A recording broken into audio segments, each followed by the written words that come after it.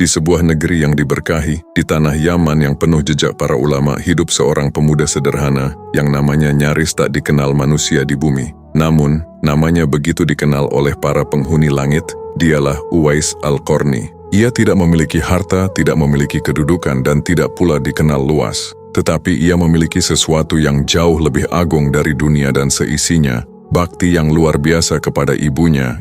Ibunya telah renta, tubuhnya lemah, bahkan tak mampu berjalan. Setiap hari Uwais melayani ibunya dengan penuh kasih. Ia merawat, menyuapi, mengangkat, dan menemani, tanpa keluhan, tanpa lelah di hati. Hingga suatu hari sang ibu berkata dengan suara lirih, "Wahai anakku, mungkin ibu tidak lama lagi bersamamu. Usahakanlah agar ibu bisa menunaikan ibadah haji." Kalimat itu membuat Uwais terdiam. Ia tahu perjalanan dari Yaman ke Makkah bukanlah perjalanan biasa. Jauh, melelahkan, melintasi padang pasir yang panas membakar, dan ibunya bahkan tidak mampu berjalan. Namun bagi Uwais, tidak ada yang lebih tinggi daripada ridha seorang ibu. Ia pun mengambil sebuah keputusan besar. Ia membeli seekor anak lembu. Setiap hari, ia menggendongnya naik turun bukit, hari demi hari, minggu demi minggu. Orang-orang mencemoohnya. Mereka menganggapnya gila. Namun Uwais tidak menjawab. Ia hanya tersenyum. Karena yang ia lakukan bukanlah kegilaan. Ia sedang melatih dirinya untuk menggendong ibunya menuju Baitullah 8 bulan tanpa henti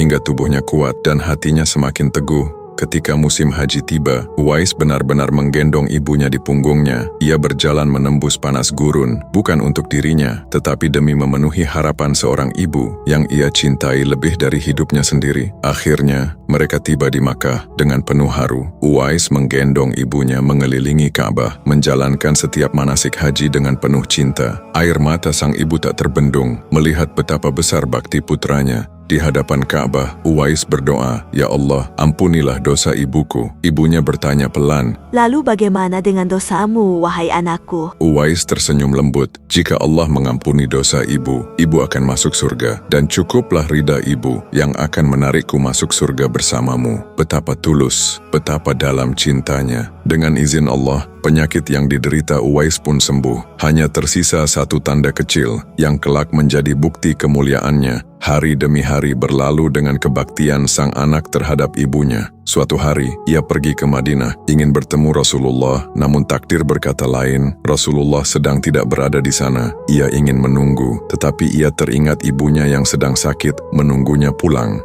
Dan sekali lagi, Uwais memilih ibunya. Ia pulang, meninggalkan keinginannya bertemu Rasulullah demi bakti yang tak pernah ia tawar. Ketika Rasulullah kembali, beliau bersabda kepada para sahabat, "Jika kalian bertemu Uwais, mintalah doa dan istighfarnya. Seorang yang tidak dikenal di bumi, namun begitu mulia di langit." Uwais tidak terkenal, namun Allah mengangkat derajatnya karena baktinya. Semoga kita pun termasuk hamba yang dimuliakan bukan karena dunia, tetapi karena ketulusan kita kepada orang tua kita.